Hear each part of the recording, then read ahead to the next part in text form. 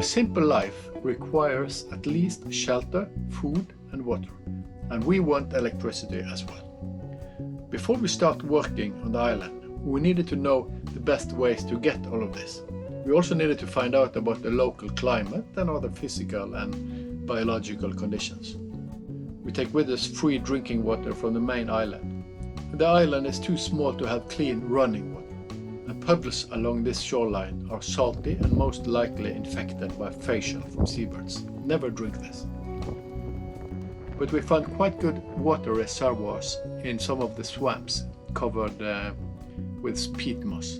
Peat moss has disinfecting properties, and we have learned that the natives on the main island Smøla drank such brownish water from the turf swamps without being sick. But this was more than 50 years ago. Until we have analyzed the water, we only use this water for drinking after having boiled it. We do not think water will be a problem, and seafood is certainly not. Even as a marine biologist, I was astonished by the diverse sea life and abundance of food. It takes us 3 minutes in average to get more than large enough fish for dinner. Ground crabs is also abundant. We're testing 2 different crab traps on our second trip to see what was best. We got 7 in one and 8 in the other. The seawater is clean and naturally rich in nutrients. There are many different habitats for diverse life around the island. We are looking forward to foraging more along these shores, and we'll make videos of that if this family YouTube project gets any viewers. We have caught cod and pollock. When we came home after the summer, I studied fishery reports and maps of the ocean bed. It should be possible to catch a lot more gourmet fish like halibut, monkfish, European hake, sea trout, golden redfish, you name it. They should all be swimming around quite close by.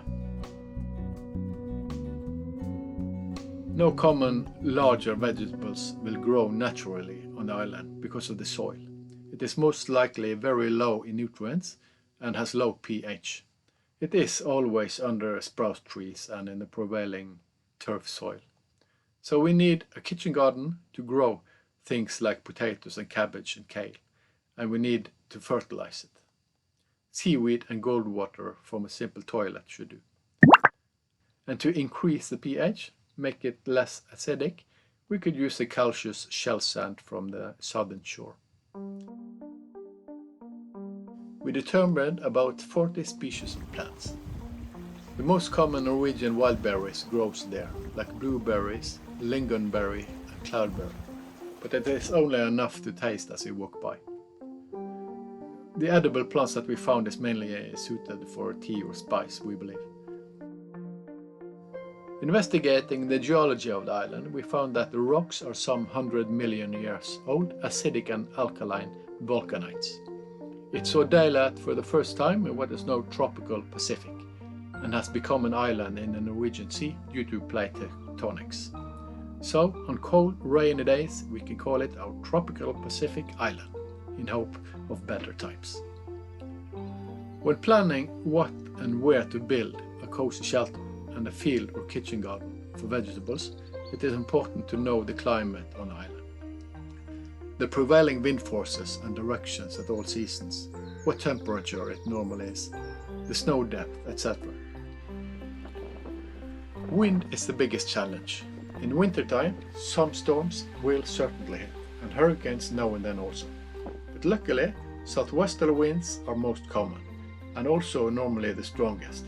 And to the southwest we have the big island Smøla, which then is taking most of the beat. The most recent years it has hardly been any snow. But nevertheless, suddenly a meter of heavy snow could add to the weight of the roof. So it has to be solid. The Sitka spruce forest can be used to build something with, and we can use it as firewood. But we would need a small sawmill. Sitka spruce is native to the northeastern Pacific, and in Norway it is an invasive species that outconquers other plants. So we can cut down the old trees with good consciousness. But staying in a tent, we have been happy for the trees giving shelter. So we will plan carefully what trees to take down. We do not want to regret cutting down a tree and need 50 years to grow something similar back again. A modern cottage on the island would have to be anchored with wires to withstand the winter storms and hurricanes. But this was not good enough for the last hut that was built here in the 70s or 80s. So we have decided to build a dirt hut, inspired by Samis and Vikings, in a way that the wind will softly blow over it. We have timber and we have turf.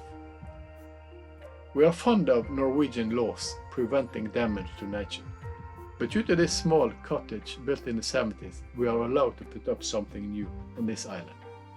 But you have to apply for it, and that is a lot of paperwork. And we wonder if the authorities have rules for a dirt hut. We believe in simple living, and the need of sustainability is self-evident.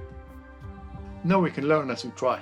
Hopefully, someday we will have a sustainable, self-sufficient small retreat spot for family and friends who wants a break in a busy everyday life. And perhaps we can live here full time in a cozy dirt hut someday.